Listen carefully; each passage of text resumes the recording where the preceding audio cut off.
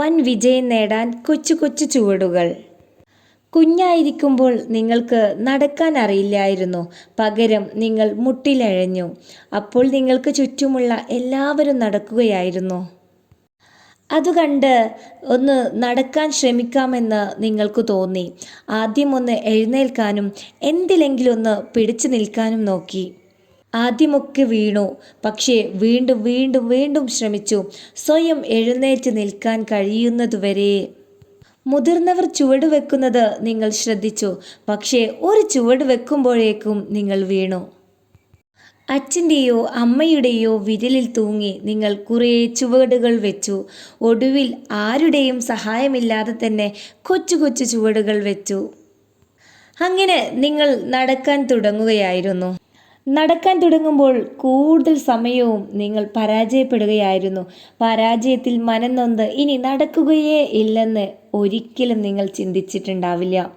എനിക്ക് നടക്കാൻ കഴിയില്ല, അതുകൊണ്ട് ജീവിതകാലം മുഴുവൻ ഞാൻ മുട്ടിലിഴഞ്ഞോളാമെന്ന് എപ്പോഴെങ്കിലും നിങ്ങൾക്ക് തോന്നിയിട്ടുണ്ടാവുമോ? ഇല്ല, ഒരിക്കലുമില്ല.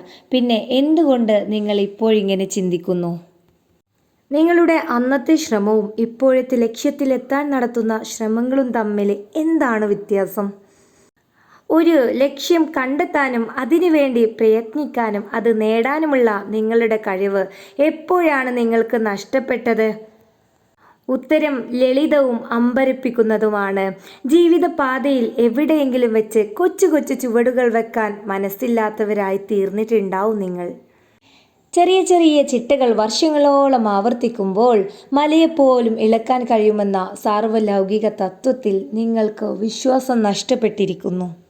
ഷേക്സ്പിയർ പറഞ്ഞു, കുത്തനെയുള്ള മല കയറാൻ ആദ്യം വേണ്ടത് പതുക്കെയുള്ള ചുവടുവെപ്പുകളാണ്.